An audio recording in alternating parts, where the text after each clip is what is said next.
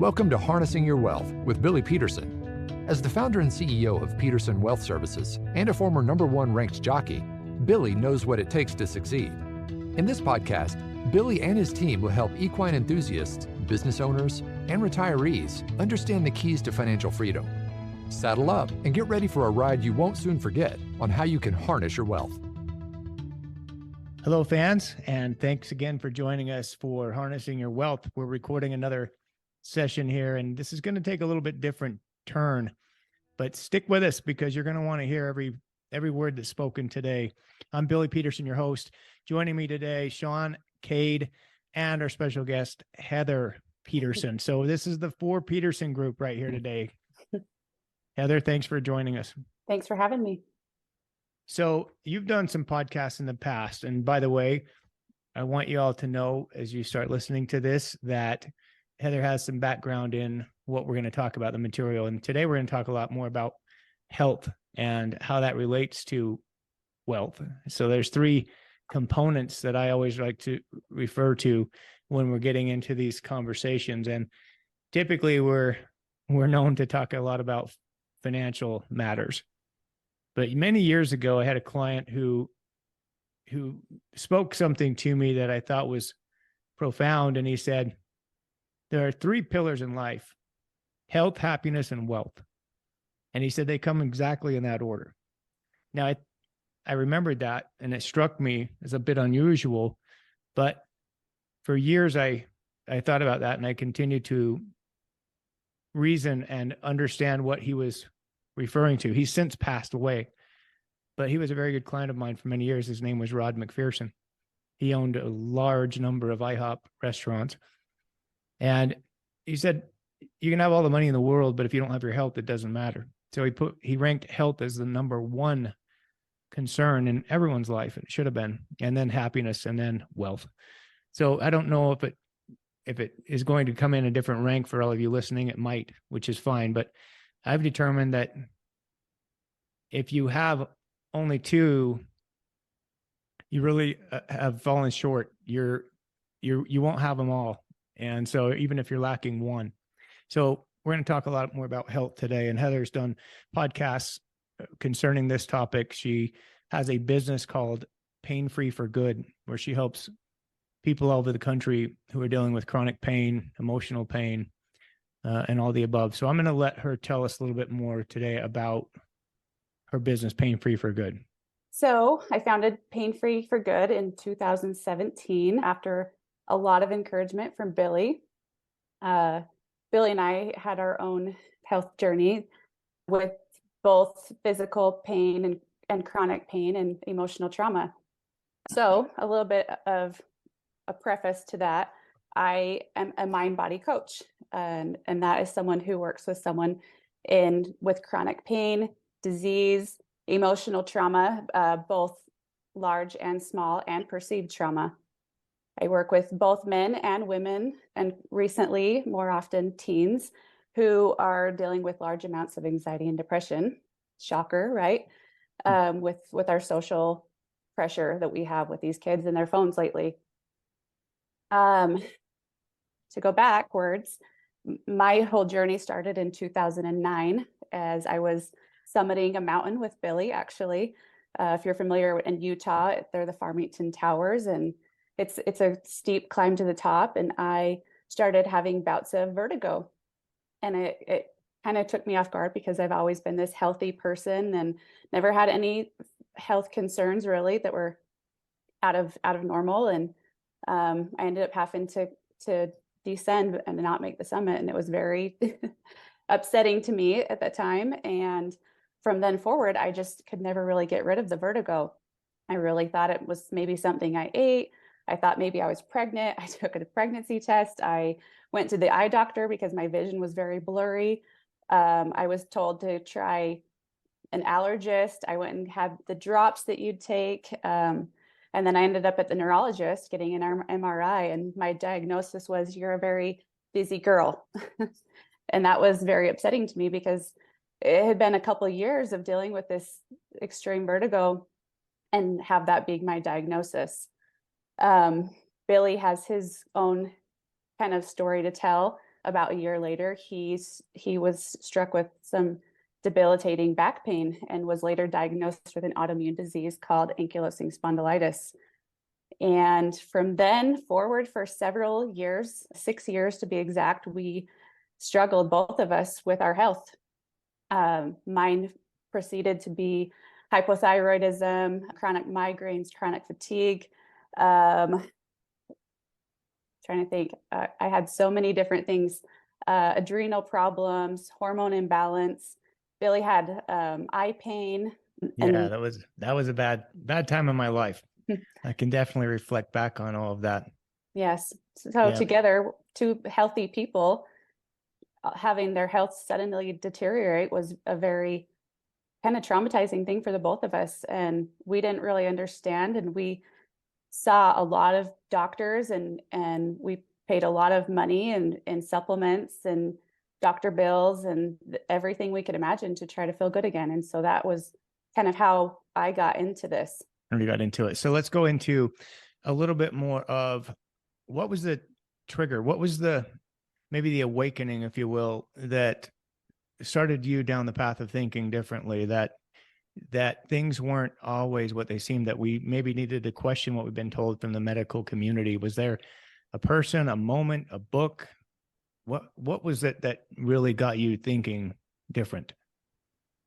I think it was a culmination of a lot of things. I'm a faith-based person, and so my belief in God really was my driving factor. Sorry to get emotional. Take your time. His health, of course, was a lot more scary than mine, and to watch him deteriorate, both mentally, emotionally, and physically, was hard to watch, and our kids didn't understand at the time. Sorry, I don't know. I'm so emotional. Deep breath, Heather. So mine was definitely faith-based, and I put a lot of prayer and energy into understanding and receiving that help that I so desperately desired for our family. So fast forward to 2015, Dr. Sarno walked into our lives and changed everything.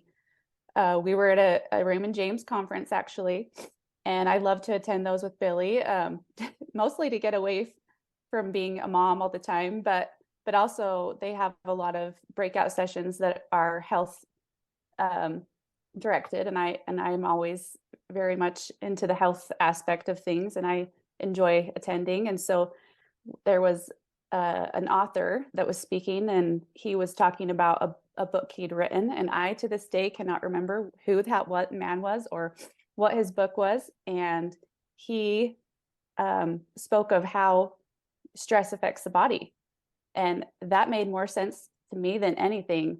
And so I went to the pool to lay out with my friends, and from then on I was just looking on Amazon trying to find this book of this man, and I couldn't find it. But the one book that came across was Dr. John Sarno's Healing Back Pain, and I started reading all the reviews, and I ordered the book, and we got home and it was there.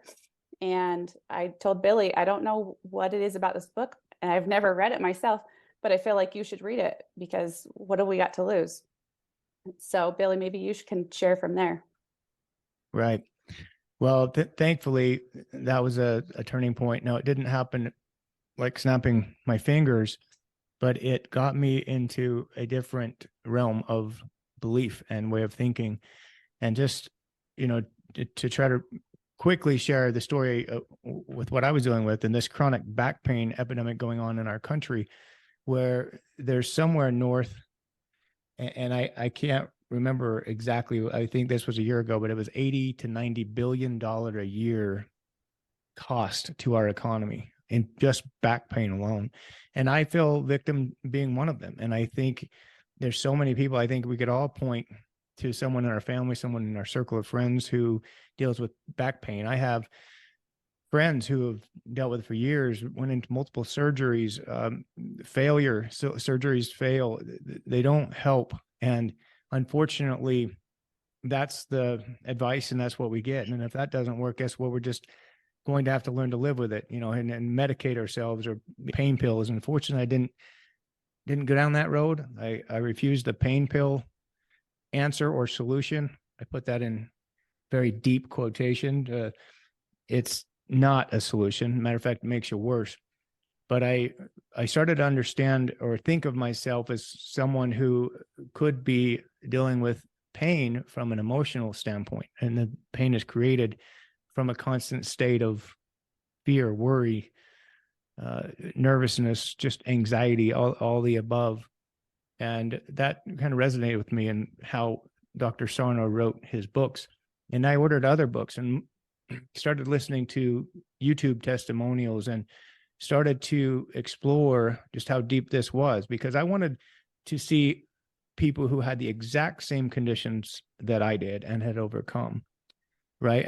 I felt like if I had heard a story about someone overcoming this particular situation, like knee pain, or they had back pain, but it was mid back, or they had back pain, but it was neck and back, spine. And I had a specific diagnosis from a rheumatologist who I believed in her word. She's wearing a white coat. So you were trained to believe everything you hear when you go to the medical office. And they took a blood test and they said that, yeah, this blood test come back conclusive that you have this condition. It's an autoimmune disease. And so I started getting on Facebook and I started exploring all the problems that could be coming down the line for me. And it was just nonstop what was going to happen. And most people end up dying from these conditions and they never get better. So that tuned up my anxiety even more, and the pain increased and intensified even worse.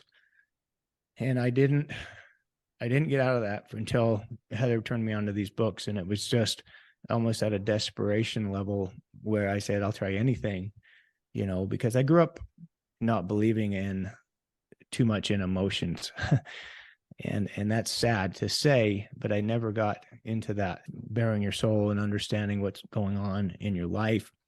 By the way, no doctor ever asked me if I was dealing with anything emotionally in my life when this onset of pain came, which looking back now, it's so clear cut. It's embarrassing to think that everyone missed that. And doctors don't understand how these things lead to chronic pain and all the things that were going on with me and within my life at that point in time.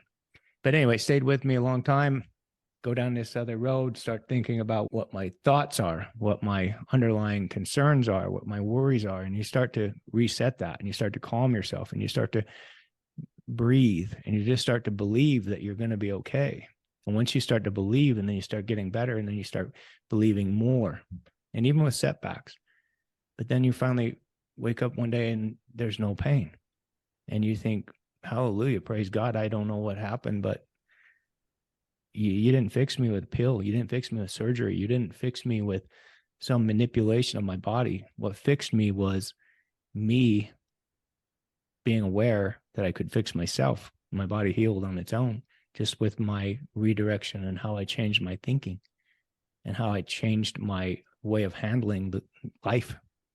So anyway, I want to thank Heather for that. And from there, Heather, you just took off, and you found almost your calling, I'd say, in life, because now you've helped. I mean, you're probably up into the hundreds of people now with the number of people you've helped, both directly and indirectly, from, coming to be clients of yours or helping from standpoint of your newsletters and the things that you've written and your social media content. So I want to move in, and I have Cade and Shaun, who also have some stories to share. And we're going to get into a little bit more about that. But I want to ask Heather to explain maybe briefly, why do you think we're at this point in our society, and why do doctors fail to recognize this still to this day? Well, let's think about it. A doctor is concerned with the body, right? A psychologist is concerned with the mind. A doctor is not going to learn about psychology, and a psychologist is not going to learn about the body. And so what we're lacking here is a mind and body connection. It's not one or the other. It's both things working together. And so to put this in simple terms, think of how you feel back in high school days or whatever, when you're getting ready to take a test and you have nerves and you have an upset stomach and you have a racing heart, you're thinking about your nervousness and how you're going to do on the test, but you're having a physical reaction, right? And so most people don't understand that. Back in the 70s, 80s, and 90s, people dealt with ulcers, right? And so that was kind of the en vogue thing, and carpal tunnel syndrome. And most people had adverse effects because of these things. And years later, they finally understood ulcers are caused by stress. And so now we're coming to know everything that we manifest physically, whether that be a disease, chronic pain, or anxiety or depression, is caused from a thought we think, and that's how it manifests. So Dr. Sarno coined the term TMS, or tension myoneural syndrome, which is a restriction of oxygen-rich blood supply to any of your extremities in your body, and it can manifest any way. But what is ultimately causing that restriction of oxygen is a thought we're thinking. So we think a stressful thought, we hold our breath. How often do you find yourself holding your breath when you're stressed out? All the time. People aren't even aware of it, how they're holding their body, and they're restricting the oxygen flow. And that's causing adverse effects because it's giving you a cortisol response. You're in the fight or flight mode, and your body never gets to come back off of that cortisol response. And so it gets stuck in overdrive and it doesn't know how to shut off. And so we never get to come back to homeostasis, and long-term effects of being in a cortisol response is detrimental to our health in so many different ways. Another way is there's no money to be made in the mind-body connection. There's no surgeries, there's no prescriptions, there's no recurrent appointments necessary to go to the doctors. And the pharmaceutical companies are the ones funding medical schools, if you didn't know that, right? And so I pride myself on teaching my clients that no matter what comes their way, because stress is going to be there, you're going to have stressful events in your life, and it's how you respond to it. So I pride myself on giving my clients the tools that no matter what comes their way, they're going to be able to deal with the stress response and on their own, and they're not going to need me. What doctor have you been to that says, okay, you don't need me anymore, you're good to go? No one, right? Yeah. It's changed a lot over the years. You think back, I talked to my dad and even my grandpa when he was alive. I spent a lot of time with him and shared stories about the doctors used to make house calls, but it was so much different than it is today. Today it's an assembly line almost. These hospitals are popping up everywhere in medical clinics, and we've been trained to believe that we need to go there for every single thing, and that our bodies are broken. And that's a shame. That's sad to see. And when you finally cross that river and realize all the, I don't know, just the misdirection of what we think and what we think we have to have. And you get sucked into that from a mental standpoint, because if you believe it, then you can't heal. If you don't believe that you can heal, you won't. You get better on your own. So I'm going to let Cade and Shaun give some experiences. Cade, you grew up in this household. You watched all this disaster happening, with me dealing with all my pain and trying to go to baseball tournaments and then having to leave and go lay down somewhere, I remember taking you guys to Alaska to go fishing, you and Brig, and having to pull over and actually just lay down in the car back seat just to be able to function. The pain was so intense for me, but I had been led to believe that, my back was broken, that I had a disease, that it was never going to get better. They're all incurable. If you read up on it, incurable. They love that term. And it's such a bunch of BS. I mean, I get very, very upset when I talk about this stuff. So Cade, you grew up in it. You learned from us, and especially from Heather, helping you with all the things that you dealt with. Maybe you can share some of the things that happened in your life. Yeah, I mean, it was really strange growing up, seeing you like that. For one, you'd always been, in my eyes, like successful in everything that you've done. And it was really weird to see you struggling. Talking about it seemed like it was just kind of we came across this and we fixed it. That was years. I mean, what was it, 5-7 years where your back was like 6+ years. Yeah, I mean, to the point where I honestly didn't know how much longer my dad was gonna live. I felt that those nerves quite often. And it was also weird being introduced to the idea of it because I grew up in, and still, I'm in my younger years where it's just normal to go to the doctor and everybody's on some sort of pill. And at first I was kind of skeptical, like I don't really know about this, as most people are. When you've been trained by something for your entire life, it's weird to adjust and change. But I've noticed with my own experiences that it's powerful. I mean, I've had multiple encounters. Quick example I'll share. Uh, I was training for my first marathon, and I was in St. George, Utah, going to school my first year of college. And uh, you have a lot of struggles your first year of college. You move away from home, you've got school, it's stressful. And I remember I was on a long run before the marathon, a couple weeks out, and I got about 14 miles in, planning to go 20, and my knee was killing me. I've never felt pain like that in my knee. And I remember I was so frustrated because I was trying so hard and I just started crying. I was so unbelievably frustrated. And I remember calling you, Dad, and you're talking to me a little bit about your back. And at that point in time, you had kind of resolved it. And you were telling me about how it's not something that you've done. You didn't just randomly hurt your knee. You've been running, you've strengthened up your legs.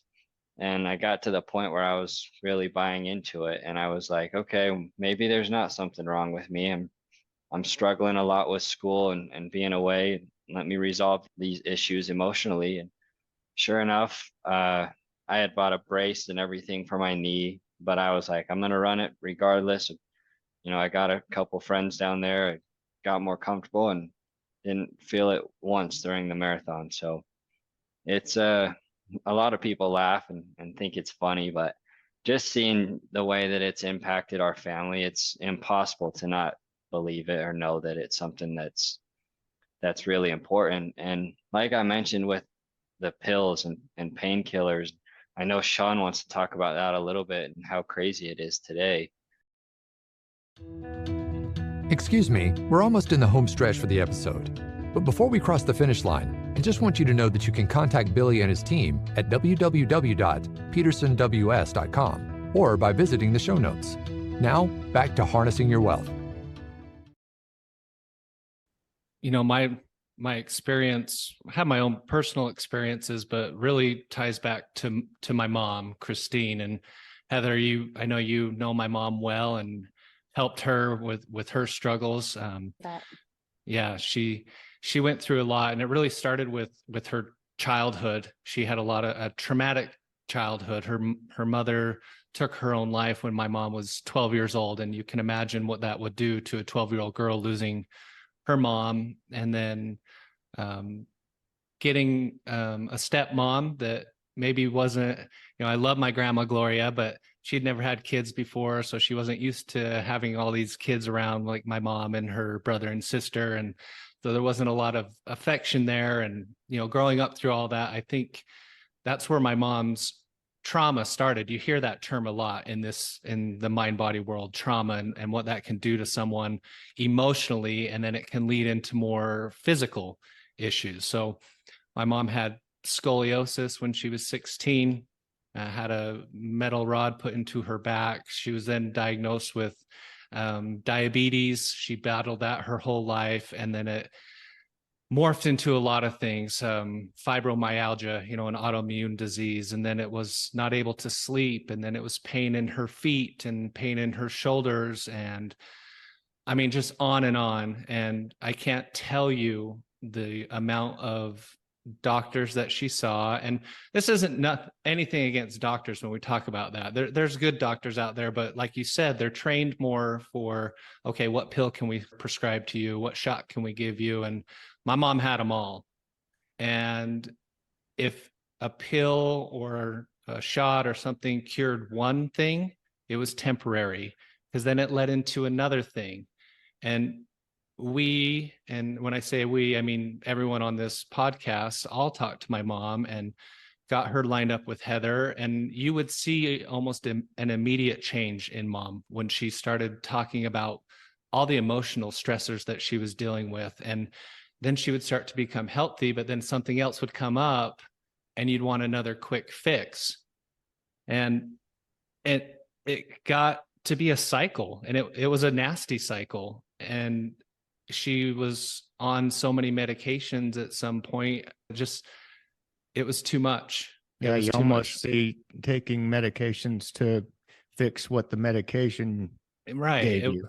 It was a snowball effect. It just seemed like it was never going to end. And, you know, ultimately my mom passed away, but it just fed into this thing that we see in our society, where it's all about medications and this instant fix, when it's more about what's going on in my life. What things am I dealing with that are maybe stressing me out or making me uncomfortable? And if you can sit down and talk to someone like Heather, or even to yourself through meditation, and really see what's going on, I think everyone would be very surprised. It's just like the ulcer example. We found out that stress causes ulcers, and you tell people, well, stop stressing out, do things you enjoy, do things that make you happy. And now no one complains about ulcers anymore. Right. I've never heard anyone, you know, if you talk to a younger person, they won't know what an ulcer is. But see, in the 1950s, 60s, that was the symptom. That was the universal problem that people were dying from. Everybody had it. I mean, they didn't know it was stress caused.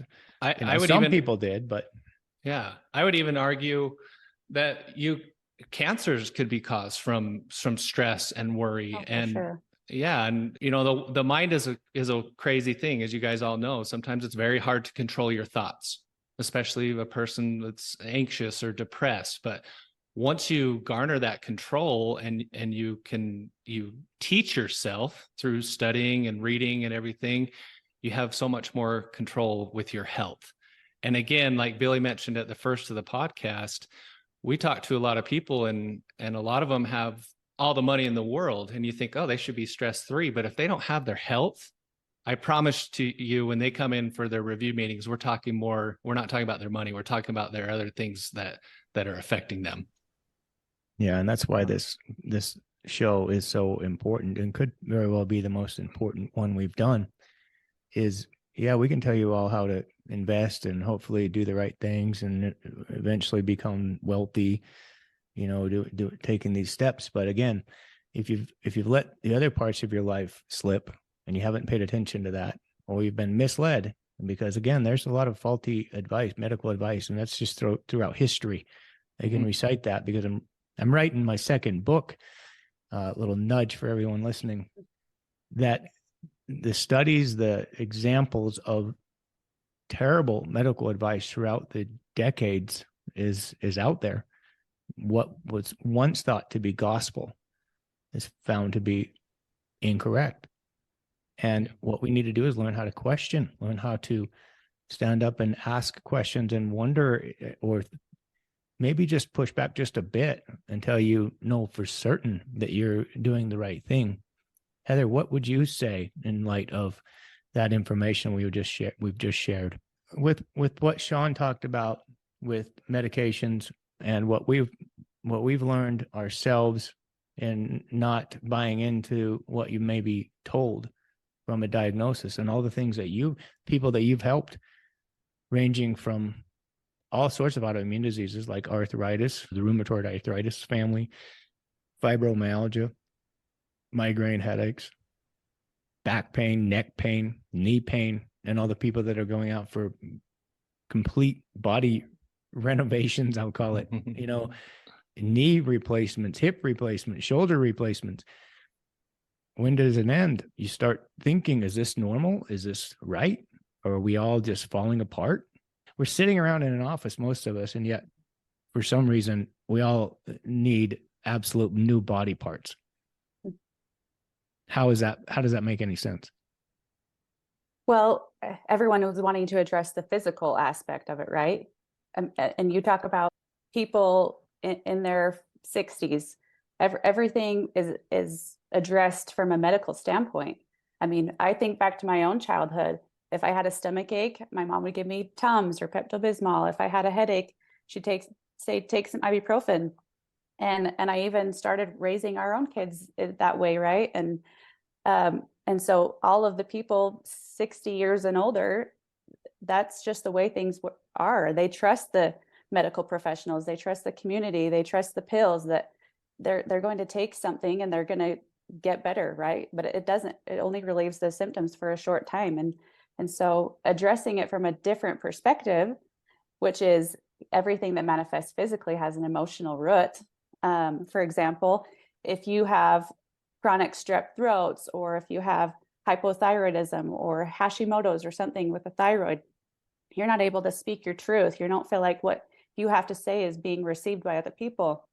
If you have stomach problems, you're not able to digest a situation, or you're rejecting the visualization of something that's going to happen. If you have vision problems or eye pain, you're worried about how you're being perceived. I could go on and on about what every body part is emotionally, but when you start addressing the emotion, that's when you start understanding the mind-body connection. And for me, that was a huge turning point. I went to a lady, Andrea Carver, who was a craniosacralist, and that finally clicked for me. I finally understood when she was telling me what my symptoms meant emotionally. That made more sense to me than anything. And I could finally quit giving all of my faith to the medical community and start giving my faith to myself, and just say, yes, I'm not feeling heard. I'm not feeling like what I have to say is important. And I've never had a voice because of the way I was brought up, right? Who I had to be to get love was a quiet girl who that kept to herself and was kind of a standby, if you will. And so when I finally was able to have a voice, I felt heard, and my symptoms went away. And I could say that with every person I've worked with, when they start giving their emotions a little bit of space, attention, yes, then they resolve on their own. And Shaun. Everything you're saying is so true, Heather. And I think looking back, you go backwards in time, and people worked way harder than we do now. Okay. And I'm talking about physical work. Oh, and, we all grew up working on a farm, and Billy, your dad's still on the farm. My grandpa was on the farm till basically the day that they died. And I don't see any knee replacements, hip replacements on those guys. And so they worked a lot harder than we did. And I think it's funny that now we're seeing almost all the time, every person I talk to, oh, I just got my shoulder replaced or my knee replaced. And you're like, oh, really? Did you really need to do that, is what I want to ask. I mean, I don't want to be rude, but I think the other thing that is hard, and it's getting better now, but talking about your emotions has always kind of been a hush hush thing, like almost like a taboo, where you just don't do that. As a boy growing up, turning into a man, you don't cry. You don't come whine and say that this is bothering you or that's bothering you. You deal with it, right? Well, dealing with it, repress it. Yeah, you repress it. And then internally that builds up inside of you. And then boom, you start getting all these physical symptoms like you're talking about, Heather. And people, say, well, it's an autoimmune disease. It's just your body attacking itself. Well, why is kind of what you want to scream. And that's what I wanted to do with my mom sometimes. But Heather, you deal with a lot of people. I mean, what should people be doing? Is it meditating? Is it journaling? I mean, give us some, I'm sure the viewers are like, okay, I understand where you guys are going, but what should I do? Well, I think first and foremost, the biggest thing is people need to be honest with themselves, because most of us don't have the social awareness to even say or admit that we're struggling, right? And so when I first take a client on, I get to know them at a very deep basis. I ask a lot of personal questions and things that most people don't divulge to their spouse, to their best friend, to their siblings. They don't divulge this kind of information. And I ask the personal questions to get to the root of the problem, because if you don't understand what's causing the pain, then you're just spinning your wheels. Right. And so Yeah. you have to know what the root of the pain is. How often do you go to the doctor and they say, let's figure out what's causing it? No, they don't. They say, let's give you something to make you feel better for a short period of time. Right. And so my job is to figure out what is causing the pain so that we can resolve it once and for all. And it's gone. So I feel like truth will always set us free. Right. Yeah. I feel like that's the foundation of the entire mind body connection, is being honest with ourselves. Yeah. Mm-hmm. Yeah. I think that's great. It's so critical to start thinking emotionally. You know, I read that in one book. When you have a physical sensation, think emotionally. Don't think physically. Don't think what's wrong with me, what's broken, what do I need to fix this? Is it physical therapy? Is it a surgery? Is it a pill? Is it, you know, my body is just completely breaking. Here's another really important fact. And I'm sharing some things and taking a little bit of Heather's thunder. She could tell you this too, but I want to make sure I get these points across. Is our bodies are going to change over time. And so Dr. Sarno, when people were asking him about their MRIs, for example, because of course that's one of the first things people do nowadays when they have pain, run in and get an MRI. And of course, what does the MRI result say? It says you have an abnormality. It says you have this problem. And what is an abnormality? Honestly, what does it mean? Because studies and hundreds of studies, and I can tell you which ones if you want to email me, if you want to get serious about this, or call me, which ones to point to and which ones to look at.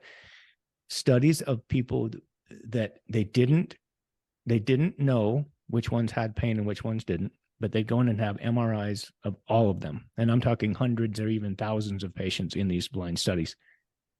And the MRI techs couldn't tell a difference in the images, had no idea. They all look the same. Yeah, some had pain, some didn't. Then they took a study and they only accepted people who did not have any pain. So they were asymptomatic for knee pain, and they were studying knees, and they took images of all these knees.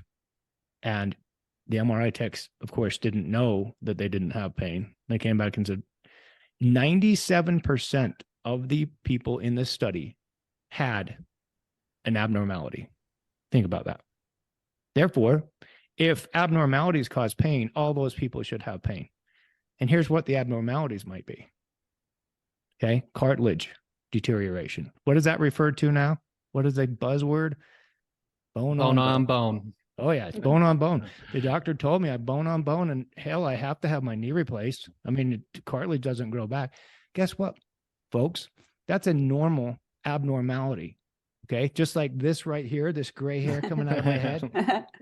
That doesn't cause pain, but it's what happens when you get a little older. All right, you get a few wrinkles, you get, things change in your body. It doesn't mean it's going to cause pain. So let's wake up to the idea that we don't need medical doctors to tell us what our health is going to be. All right. Millions of people are getting around this, and they're learning the power that's right here between your ears, the power of your subconscious mind and what's going on in there. And I just encourage you all listening to be one of them. Rather than buy into what you've been told your whole life, run out to get pills, run out to get a surgery. You're basically, you run out and get these replacements. And I'm not trying to make you feel stupid, because I have a lot of clients who've done that and friends who've done that. Hip replacements, knees, shoulder surgeries. Heck, I was one of them before I understood this. I had this shoulder done, and I was just thinking I had to do it. That was just part of life. But what I learned is all those things are unnecessary, and you're limiting your abilities to move forward, because no longer can you do all the activities that you used to do, right? You can be a percentage of yourself, but you can't be the same person with artificial limbs. You can't. Heather, just help us understand a little bit more, and we're gonna wrap up. We have 10, 15 minutes. Some examples of people you've helped and the types of conditions that they had. Tell us what they started with, why they came to you, and how you helped them get better. Well, first of all, I'd like to just say, with all of my clients, I have a confidentiality agreement, so I'm not going to divulge names or anything, but I have so many stories I could share. I had a lady I worked with who was walker bound. She had a real hard time getting around her house without her walker, and she basically was just kind of shut in to her home and not a lot of quality of life. She had her kids were older, and even she was diagnosed with neuropathy, and even putting a sheet on her feet at night to go to bed was incredibly painful for her.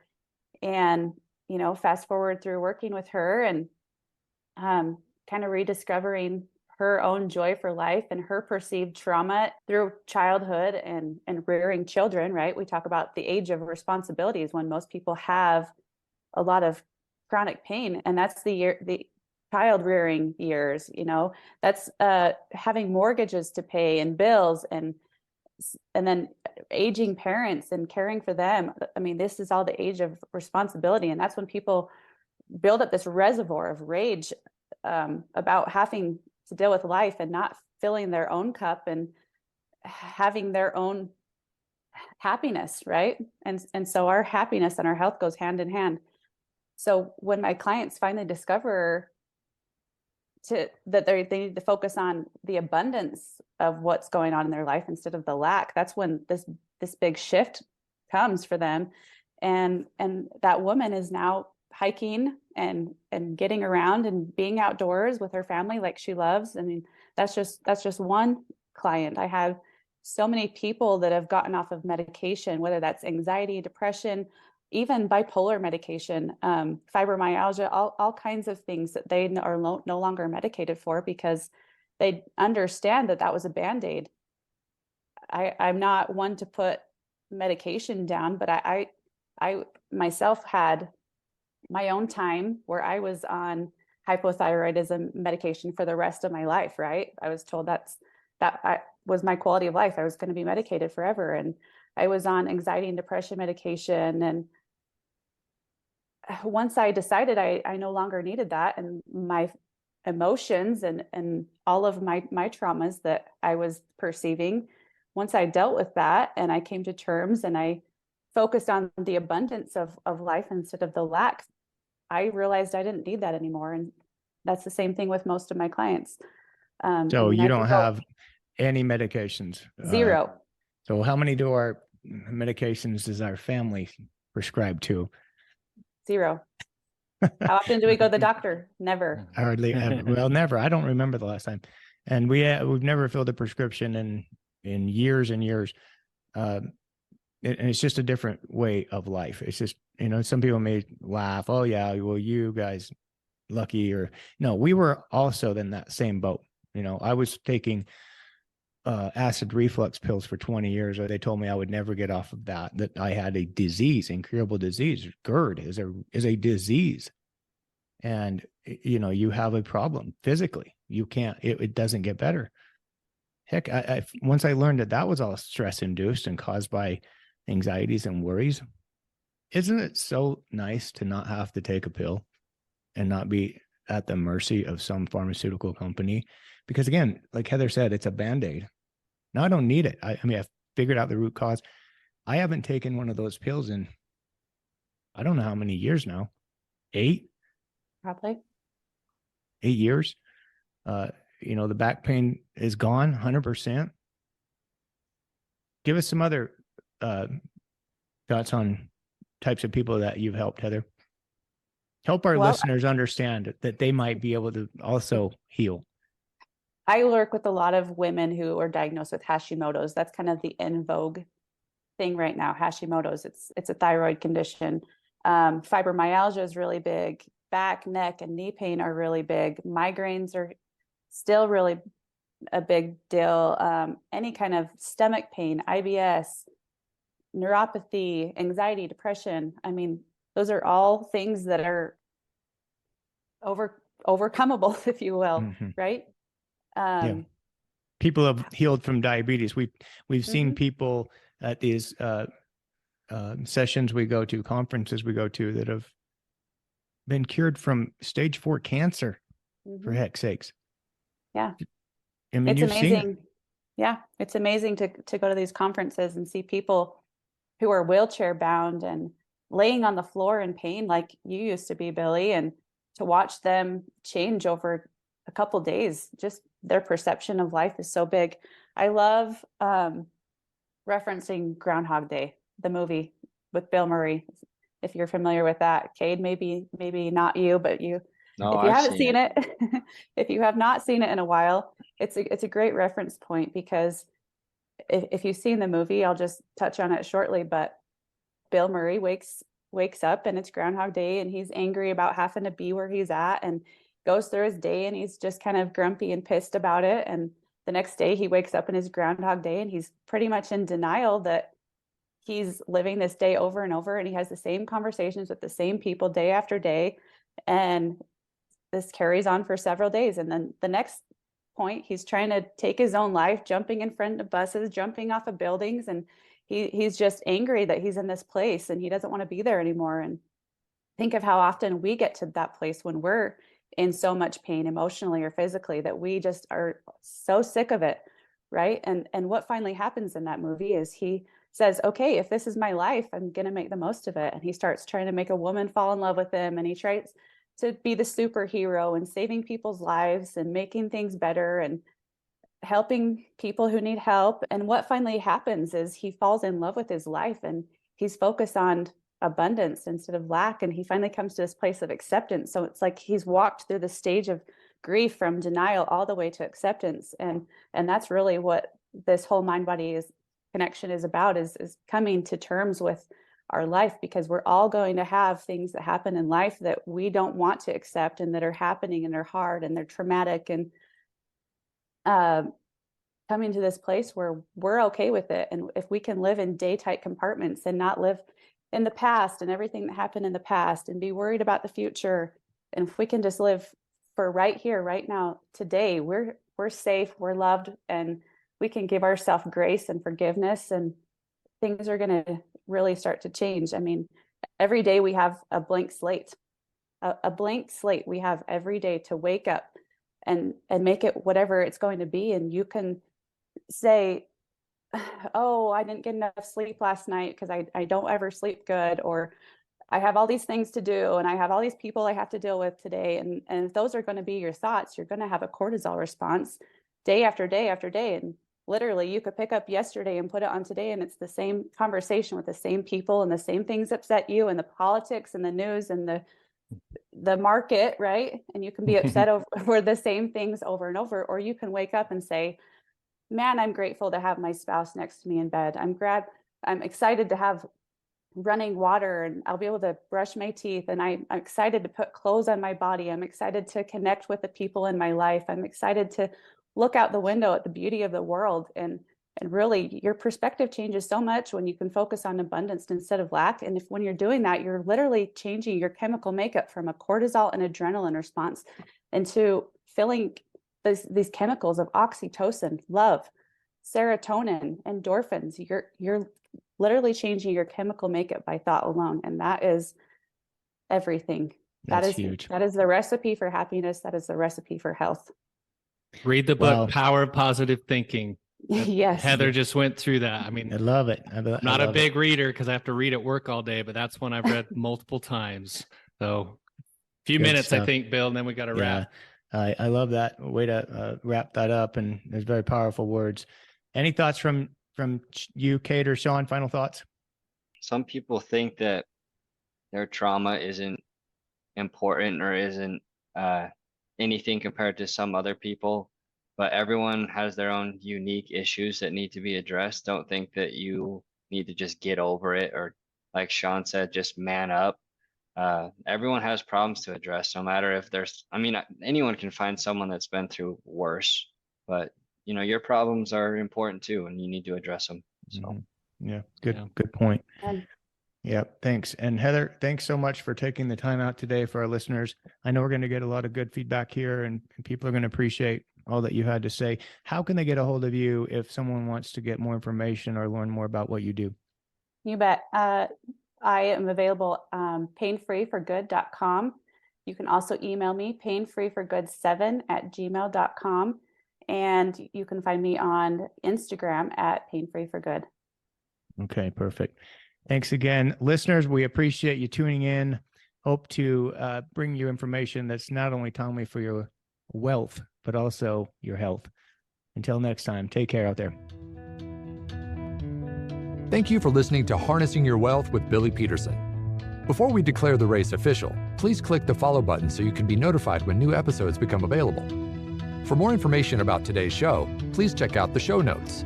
Visit our website at www.petersonws.com or give us a call at 801-475-4002. Once again, thank you for listening. The information covered and posted represents the views and opinions of the guest and does not necessarily represent the views or opinions of Peterson Wealth Services. The content has been made available for informational and educational purposes only. The content is not intended to be a substitute for professional investing advice.